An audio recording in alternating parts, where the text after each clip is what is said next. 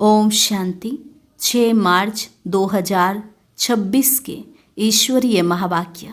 पहले सुनते हैं मुरली के मुख्य पॉइंट्स।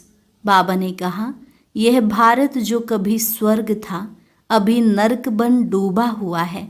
तुम हो रूहानी सल्वेशन आर्मी। बाप तुम बच्चों द्वारा भारत को सल्वेज कर रहे हैं। ऐसा कोई भी सत्संग नहीं होगा जहाँ समझ से हो कि हम इस सत्संग से मनुष्य से देवता और नरकवासी से स्वर्गवासी बनते हैं। फिर बाबा ने कहा, तुम बच्चे इस समय योग योगेश्वर और योग योगेश्वरियाँ बने हो। ईश्वर जो तुम्हारा बाप है वह स्वयं आकर तुम्हें योग सिखलाते हैं। जब योग लग जाता है फिर बाप तुमको सारे चक्र की नॉलेज समझाते हैं, जिससे तुम ज्ञानेश्वर बन जाते हो। लास्ट में बाबा ने कहा, विनाश सामने खड़ा है, सब आत्माओं को अब वापस घर जाना है, तो और सबको भूल एक बाप और घर को याद करना है। तुम यह गुह्य पढ़ाई पढ़ रहे हो। जैसे यह लक्ष्मी नारायण विद रिस्पेक्ट पास हुए हैं, ऐसे तुम्हें भी विद रिस्पेक्ट पास होना है। और अब सुनते हैं महावाक्यों को विस्तार से।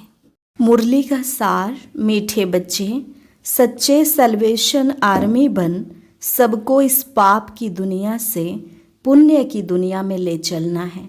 सबके डूबे हुए बेड़े को पार लगाना है। प्रश्न, कौन सा निश्चय हर एक बच्चे की बुद्धि में नंबरवार बैठता है? उत्तर, पतित पावन हमारा मोस्ट बिलीवेड बाबा हमें स्वर्ग का वर्षा दे रहा है। यह निश्चय हर एक की बुद्धि में नंबरवार बैठता है। अगर पूरा निश्चय किसी को हो भी जाए तो माया सामने खड़ी है। बाप को भूल जाते हैं, फेल हो पड़ते हैं। जिन्हें निश्चय बैठ जाता है वह पावन बनने के पुरुषार्थ में लग जाते हैं। बुद्धि में रहता है, अब तो घर जाना है। ओम शांति। मीठे मीठे सिकिलधे बच्चों प्रति गुड मॉर्निंग। बच्चे यह तो जानते हैं कि सतयुग में सदैव good morning, good day, good everything, good night, सब गुड ही गुड है। यहाँ तो ना गुड मॉर्निंग है ना गुड नाइट है। सबसे बुरी है नाइट, तो सबसे अच्छा क्या है? सवेरा, जिसको अमृत वेला कहा जाता है। तुम्हारा हर समय गुड ही गुड है। बच्चे जानते हैं कि इस समय हम योग योगेश्वर और योग योगेश्वरियाँ हैं।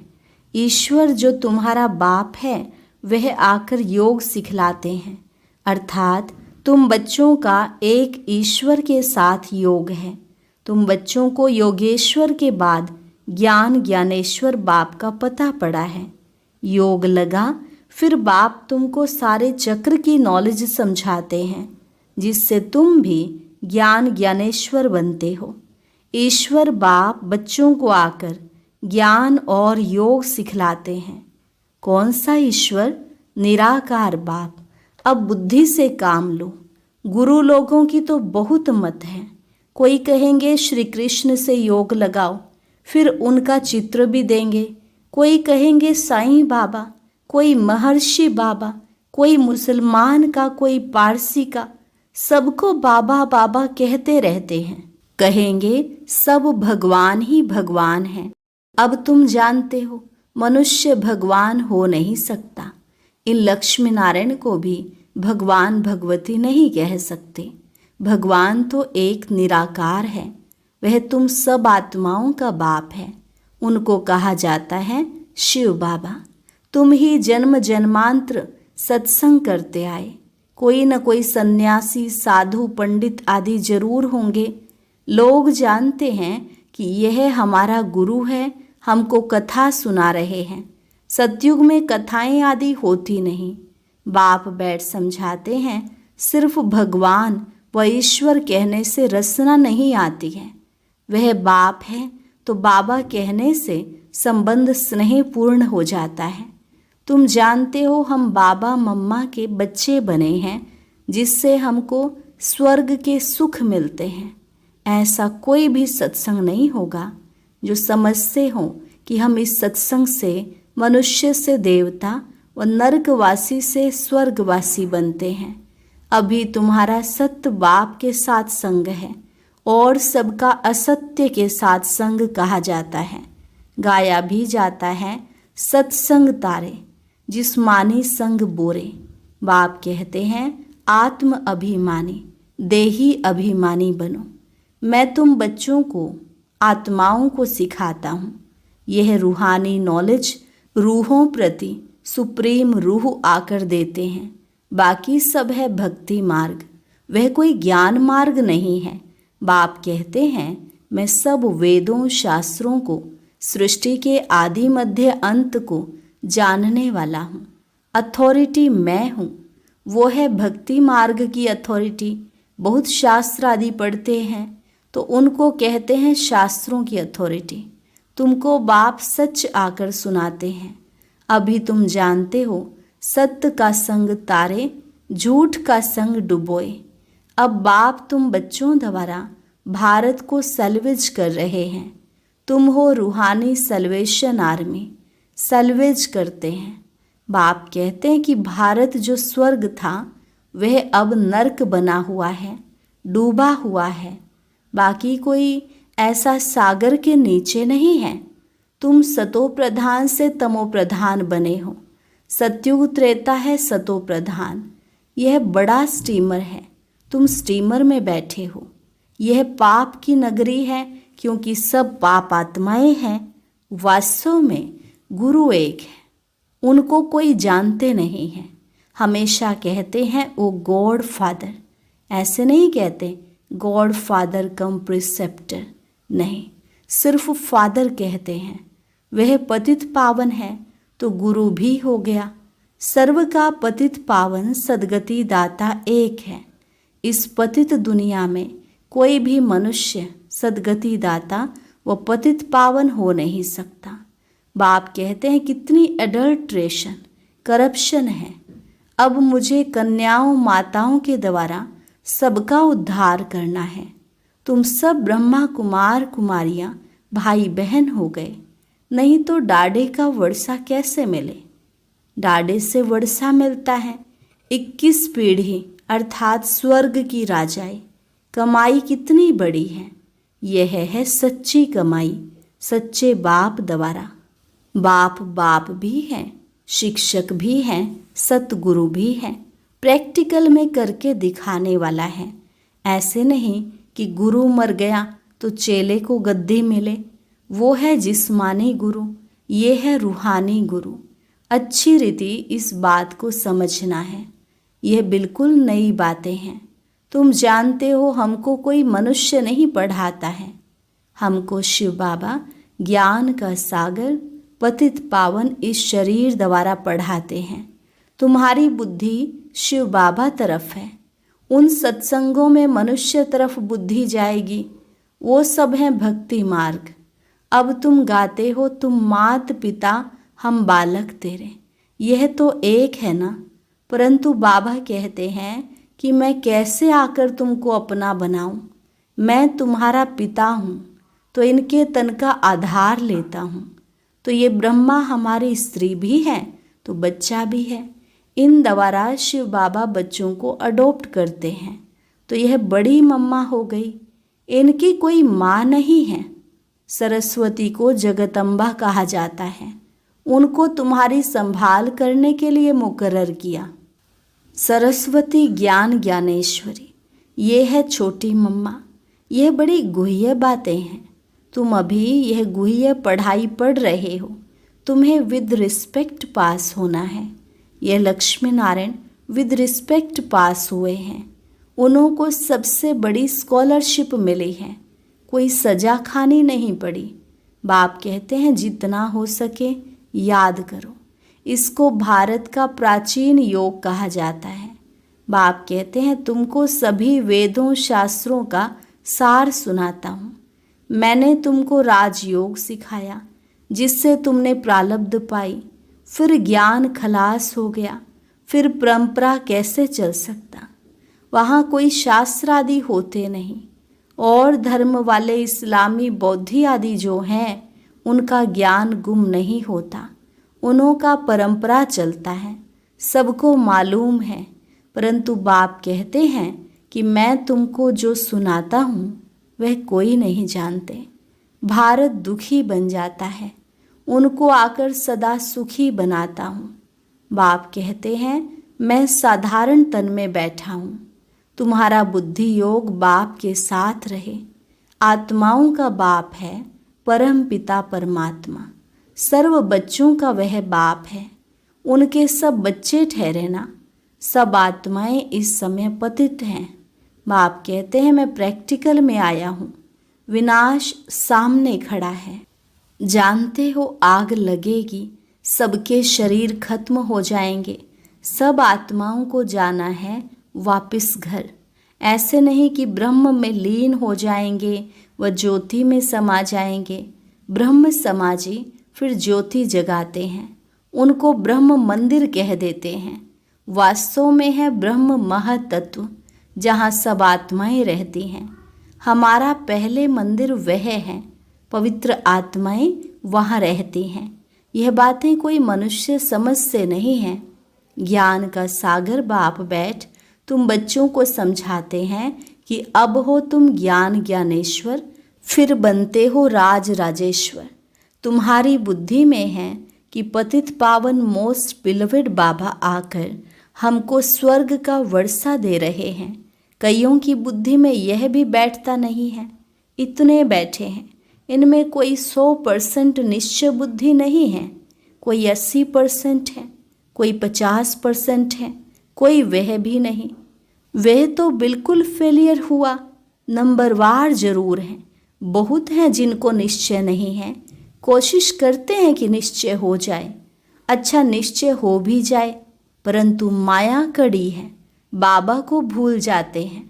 यह ब्रह्मा खुद कहते हैं कि मैं पूरा भगत था, 63 जन्म भक्ति की है। तत्तवम तुमने भी 63 जन्म भक्ति की है, 21 जन्म सुख पाया, फिर भगत बने हो। भक्ति के बाद है वैराग्य। सन्यासी लोग भी यह अक्षर सब कहते हैं कि ज्ञान, भक्ति और वैराग्य। उन्हों का वैराग्य आता है घर बार से, उसको हद का वैराग्य कहा जाता है, और तुम्हारा है बेहद का वैराग्य। सन्यासी घर बार छोड़ जंगल में चले जाते थे, अब तो कोई जंगल में है ही नहीं, सब कुटियाएं खाली पड़ी हैं, क्योंकि पहले सतो प्रधान थे, अब वह तमो प्रधान हो गए हैं। अब उन्हों में कोई ताकत नहीं है। लक्ष्मी नारायण की राजधानी में जो ताकत थी वह पुनर्जन्म लेते लेते अब देखो वे कहाँ आकर पहुँचे हैं। कुछ भी ताकत नहीं है।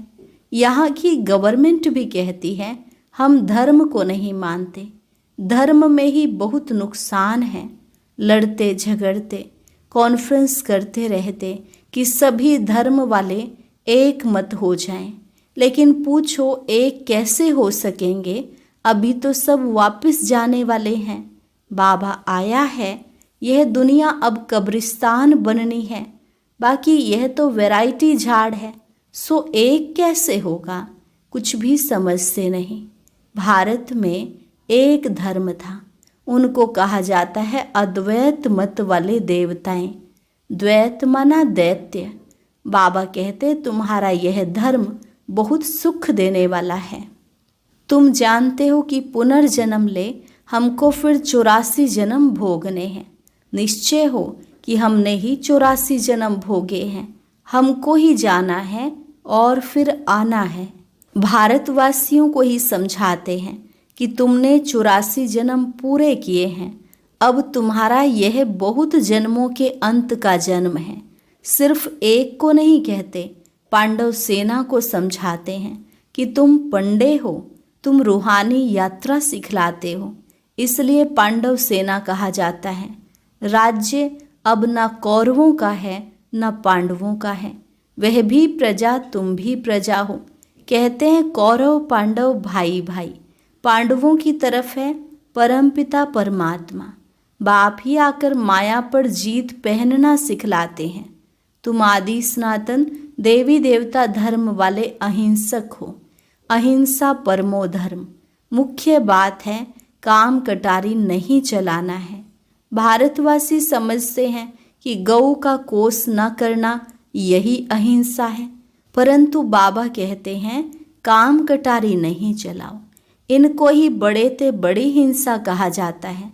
सतयुग में न काम कटारी न लड़ाई झगड़ा चलता है, यहाँ तो दोनों हैं। काम कटारी ही आदि मध्य अंत दुख देती है। तुम सीढ़ी उतरते हो, 84 जन्म तुम भारतवासियों ने लिए हैं। इन लक्ष्मी नारायण का राज्य था, फिर पुनर्जन्म लेते हो। एक एक जन्म एक एक पौड़ी है। यहाँ से तुम एकदम जंप मारते हो ऊपर।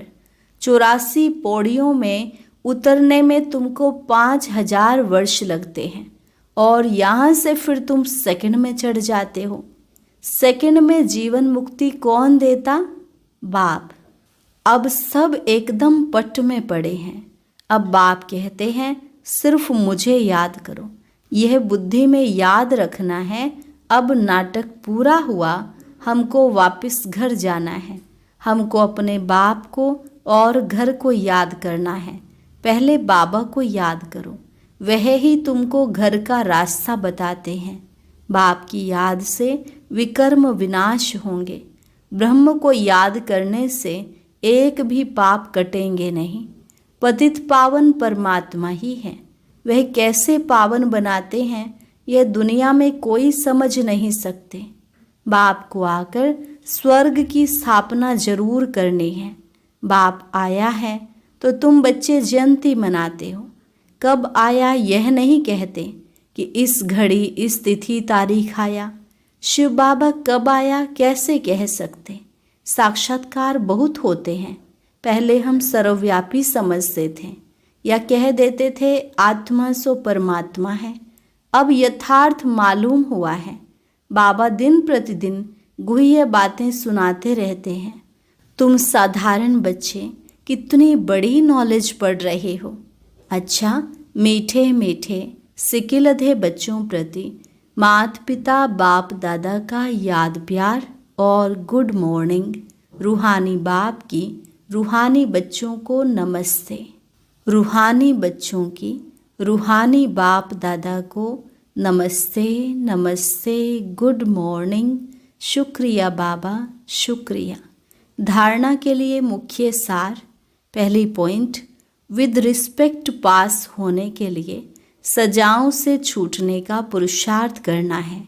याद में रहने से ही स्कॉलरशिप लेने के अधिकारी बन सकेंगे। सच्चा सच्चा पांडव बन सबको रूहानी यात्रा करानी है। किसी भी प्रकार की हिंसा नहीं करनी है। वरदान, लाइट हाउस की स्थिति द्वारा पाप कर्मों को समाप्त करने वाले पुण्य आत्मा भव। लाइट हाउस की स्थिति द्वारा पाप कर्मों को समाप्त करने वाले पुण्य आत्मा भव। जहाँ लाइट होती है वहाँ कोई भी पाप कर्म नहीं होता है। तो सदा लाइट हाउस स्थिति में स्थित रहने से माया कोई पाप कर्म नहीं करा सकती। सदा पुण्य आत्मा बन जाएंगे। पुण्य आत्मा संकल्प में भी कोई पाप कर्म नहीं कर सकती। जहाँ पाप होता है वहाँ बाप की याद नहीं होती। तो दृढ़ संकल्प करो कि मैं पुण्य आत्मा हूँ, पाप मेरे सामने आ नहीं सकता। स्वप्न व संकल्प में भी पाप को आने ना दो। स्लोगन, जो हर दृश्य को साक्षी होकर देखते हैं वही सदा हर्षित रहते हैं। जो हर दृश्य को साक्षी होकर देखते हैं वही सदा हर्षित रहते हैं। अव्यक्त इशारे, निश्चय के फाउंडेशन को मजबूत कर सदा निर्भय और निश्चिंत रहो। निश्चय बुद्धि बच्चे सदा हर्षित और निश्चिंत रहते हैं। चिंता खुशी को खत्म करती है और निश्चिंत हैं तो सदा खुशी रहेगी। जब किसी भी बात में क्यों हुआ, कैसे हुआ, क्या होगा, यह प्रश्न आते हैं तब चिंता होती है। क्या, क्यों, कैसे, यह चिंता की लहर है। कई फिर कहते मेरे से ही क्यों होता है, मेरे पीछे ये बंधन क्यों है, मेरे पीछे माया क्यों आती है? मेरा ही हिसाब किताब कड़ा है। क्यों? तो क्यों आना माना चिंता की लहर? जो इन चिंताओं से परे है वही निश्चिंत है। ओम शांति। अब सुनते हैं आज का अव्यक्त ज्ञान मोती।